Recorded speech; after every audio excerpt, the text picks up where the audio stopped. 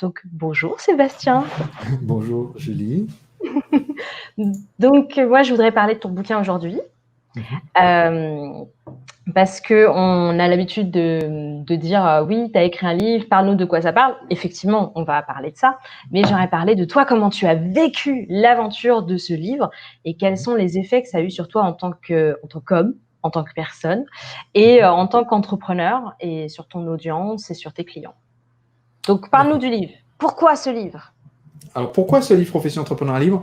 Parce que ça fait 7 ans, à l'époque où j'ai commencé à écrire les livres, en 2017, ça faisait 7 ans que j'avais fondé le mouvement des entrepreneurs libres, où on est donc un organisme où on forme les entrepreneurs dans 35 pays maintenant pour automatiser leur marketing.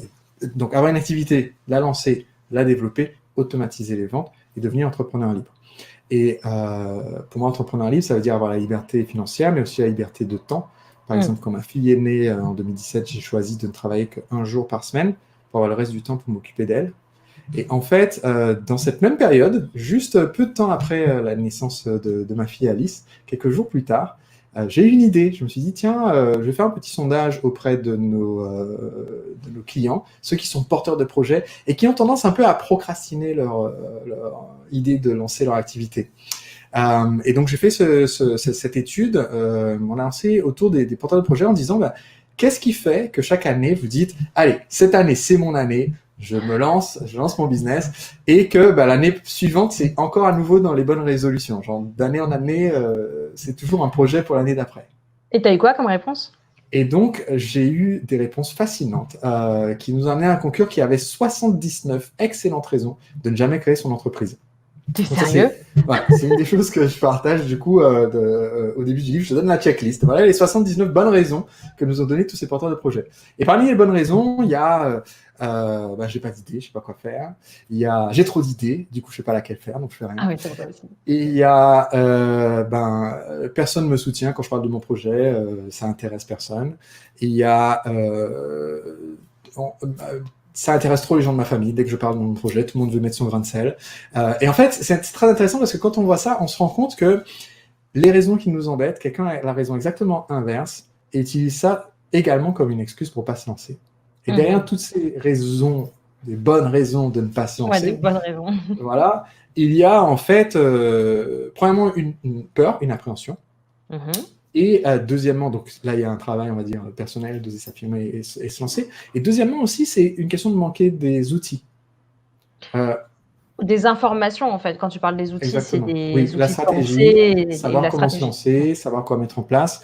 Un des membres de mon équipe, ici au Mouvement des Entrepreneurs Libres, me dit souvent que les gens qui ont peur de faire du vélo, c'est les gens qui ne savent pas en faire, en fait. Ouais, une fois que tu es dessus, tu n'as pas peur, quoi. Exactement. Et d'ailleurs, c'est ce que j'ai aimé dans ton approche. Il m'a repassé en grand écran. D'ailleurs, ce que j'ai aimé dans ton approche par rapport au bouquin, c'est que tu commences direct, après l'introduction, à leur faire peur. Tu vois, je vais vous dire toutes les bonnes raisons de ne pas vous lancer, d'où la checklist. Parce qu'une fois qu'on a démoli tous ces arguments, les gens se mettent à avoir les chakras ouverts, si tu veux, entre guillemets. Les oreilles ouvertes à ce que tu as à leur dire comme bonne raison de se lancer, en fait. Et il ne faut pas oublier que parmi les 79 bonnes raisons de ne jamais se lancer, le lecteur va toujours se retrouver en fait dans plusieurs des raisons. Il va en checker plusieurs en fait. Ben oui. À chaque fois que je le lis ou que les gens réagissent au livre audio, c'est un des chapitres préférés des lecteurs parce que les gens me disent, mais en fait, il y en a 14 qui s'appliquent à moi parce que personne de ma famille n'a jamais eu d'entreprise, donc c'est pas fait pour les gens comme nous. Parce que qui est-ce que je suis pour commander à des salariés et moi être libre parce que je suis patron, tous ces blocages. Mais en fait, même si on en a 12, 13, 14, même si on a 21 des 79 raisons, en fait, il y en a 50 autres qui, quand vous allez les lire, vous allez vous dire, mais c'est débile, les gens qui pensent ça et qui n'osent pas se lancer parce qu'ils croient ça, c'est des boulets. Et en fait, ça permet de relativiser parce qu'on se dit, mais attends, parce qu'il y a une liste, moi j'en ai 1 sur 3 où je pense que c'est moi, mais je pense que les autres, ils pourraient se bouger. En fait, c'est motivant de se rendre compte de ça. Et après, J'avais pas pensé que en se comparant aux autres possibilités, ça pouvait avoir l'effet Kickstarter, tu vois, le petit coup de pied aux fesses. Ça fait le déclic, exactement. Ouais. Puis ça crée le Et après, déclic. je donne les 8 raisons un peu folles d'oser se lancer. Et une des raisons, c'est voilà, parce que vous avez en vous cette flamme, ce que j'appelle le feu sacré, Le feu qui sacré, refuse ouais. de s'éteindre. Même si on vous donne toutes les bonnes raisons du monde, vous n'avez pas besoin de les entendre. À un moment donné, il faut que vous soyez à votre compte, que vous lanciez votre propre projet. Ça finit ça doit sortir. Et donc, le livre, en fait, après cette brève introduction, eh bien, après, je donne en fait les ressources, les moyens, la stratégie pour se lancer. Sans être en mode scolaire, le business plan classique, etc. Mais en Ça, mettant... c'est un pur bon truc, enfin, en tant que book manager. C'est c'est vraiment quelque chose qu'apporte ton livre c'est pas uniquement le côté pas scolaire, mais comment on va dire, très concret en fait. Tu es hyper concret, en même temps tu as la partie storytelling, on y reviendra, qui nous porte vraiment, mais aussi parce que tu as une promesse hyper forte au début du bouquin. Toi, tu dis, je vais pas juste vous donner les pistes et vous envoyer vers une de mes formations payantes. Tu dis, je vous donne toutes les clés. Et franchement, c'est un beau bébé, tu vois, tu m'en parles, quoi. Et il est bien fait et il est bien pensé, mais au niveau donc bien pensé. Après, il y a toute la partie mise en page et tout. Comme c'est ton éditeur, on en reparlera après. Mais il est dès le plan du livre, c'est quelque chose que tu as dû réfléchir. Tu as dû dire, je veux vraiment tout donner, quoi. Oui. Ouais. Et dans l'introduction, alors c'est formulé de façon très diplomatique, mais c'était une reformulation.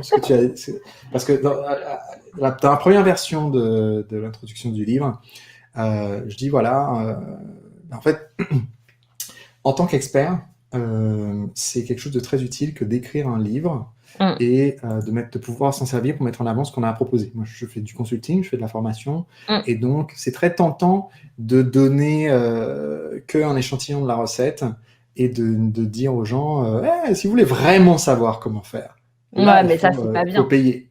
Ouais. Mais du coup, c'est pas très intéressant à lire ce genre de livre.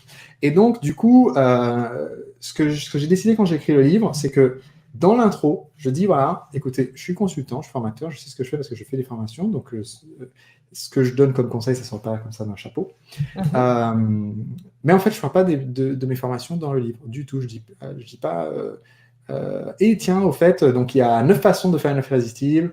Je vais vous en donner 2. Les 7 autres sont dans la formation. En fait, ce que j'ai défini comme règle quand j'ai commencé à écrire le livre, c'est que entre l'intro, qui soit à peu près là, et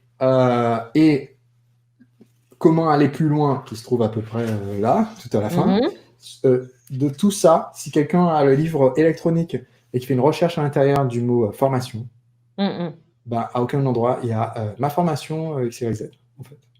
Parce que tout ce qu'il y a à savoir et à utiliser est là. Oui. Donc ça, c'était le challenge. C'est une promesse hyper forte.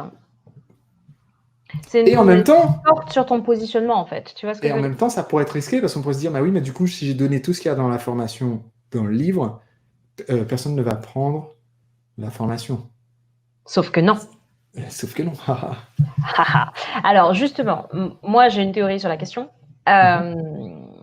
et que je transmets aussi pour ceux qui ont déjà des formations en ligne ou qui veulent faire des formations en ligne et qui disent « Oui, mais si je mets la même chose que mon bouquin ?» En fait, on ne perçoit pas de la même manière les vidéos et l'écrit. De la même manière qu'on ne perçoit pas de la même manière l'audio et l'écrit. Donc, entre un cours vidéo et la même chose dans le livre, même si c'est formulé de la même manière, on ne va pas le vivre de la même façon. Donc, on peut très bien avoir les deux contenus sans que ça pose de soucis. C'est même complémentaire avec la répétition. Et de deux, en vérité, c'est que ton lecteur, là, tu vois, il y a 400 pages, hein, c'est un gros bébé quand même. Hein. Donc, ton lecteur, tu l'as tenu pendant quelques heures, tu es en train de changer sa vie. Donc, il te fait confiance. Donc, il a encore plus envie de travailler avec toi après. Voilà, ce que je dis souvent à mes clients, c'est que le gratuit, c'est notre meilleur ennemi. On dit que c'est notre ennemi, mais en réalité, quand je dis gratuit, un livre comparé à un de nos programmes d'accompagnement qui vont avoir des tarifs de plusieurs milliers d'euros, en comparaison, le livre, c'est du gratuit. Oui. Ouais. Là, il est à quoi, 21, 25 ? Voilà. Mais en fait, soit j'ai quelqu'un qui va commencer à feuilleter le livre et qui va se dire j'ai besoin d'être accompagné pour faire tout ça, laisse tomber, je vais prendre une formation. Soit j'ai quelqu'un, si quelqu'un a lu le livre en entier ou écouté le livre audio en entier, le livre audio dure 13 heures. Ça ne m'étonne pas du tout. Parce que vraiment, il y a du contenu, quoi. Oui, il y a des choses à dire. Donc, si quelqu'un a écouté le livre audio en entier, fait tous les exercices, remplit la fiche des ressources, fait son lancement, fait son coup de semonce pour trouver ses premiers clients, etc., cette personne-là a d'autant plus de chances de devenir client. Il n'a pas moins de chances de devenir client. Non, il Ça a arrive d'autant. jamais que je reçoive un mail de quelqu'un qui me dise « Ah, Sébastien, merci.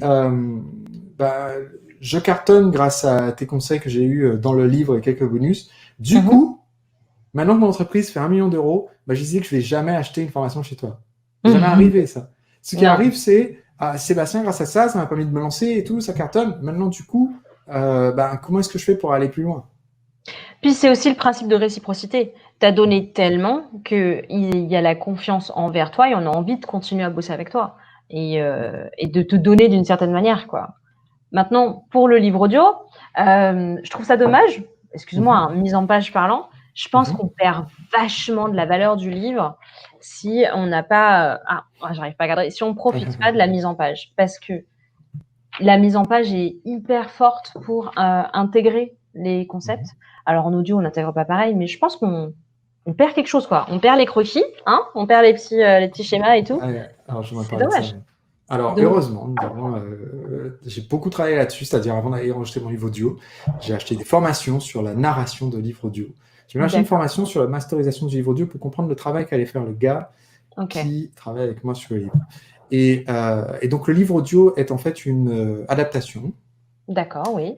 Et tu disais par exemple les schémas, eh bien, il y a certains endroits où tu as un tableau ou un schéma qui va être expliqué complètement différemment parce que ce qu'on fait souvent, c'est-à-dire la chance d'avoir l'auteur qui fait, c'est qu'on peut adapter. Alors que si tu es un comédien, tu n'as pas le droit en fait. Tu n'as pas le droit, ouais, je sais. J'avais travaillé aussi. Alors, première ligne, c'est écrit le client, deuxième colonne, c'est écrit machin, ça va être incompréhensible et pénible. Donc, ce qu'on fait à la place, c'est, en fait, j'ai réécrit, si tu veux, ces chapitres pour pouvoir les expliquer sans avoir recours au visuel. Ou alors, quand on a vraiment besoin d'un visuel, parce que des fois tu as quelque chose comme ça, qui est un tableau dont on pourra peut-être parler tout à l'heure quand tu parles de narration. Ça, tu peux l'expliquer. Si j'étais dans un séminaire, j'ai pas de bouquin, de livre, et on me demande d'en parler, je peux l'expliquer de vive voix, ce tableau. C'est un exercice. Par contre, il y a des tableaux, ça serait insupportable d'avoir quelqu'un qui essaye de te les expliquer de vive voix comme un tableau comme ça. Si tu le vois pas, c'est clair, tu peux pas, c'est pas possible. Ça va être ennuyeux à mourir. T'imagines si je lis chaque case. Donc, si vous avez la ressource notoriété et que vous voulez la ressource relation, vous faites ceci. C'est pas possible. Il y a 6 x 6. Il est vraiment complet ce livre, hein, tu sais. 49 x 7. Il y a une quarantaine de cases à lire. Donc, ce que je fais dans ce cas-là, c'est que je dis aux gens, écoutez, j'écris un tableau qui permet de savoir, à partir des ressources que vous avez, comment obtenir les autres ressources. Eh bien, ce tableau, vous l'allez retrouver sur le site des bonus avec ce livre audio pour le télécharger et le faire. Donc, je me suis arrangé avec mon éditeur pour que toutes les sections et tous les bonus opérationnels, qui n'est pas possible d'être dit en audio, soient en fait inclus quand même avec le livre audio. Avec le livre audio. En complément. Ok.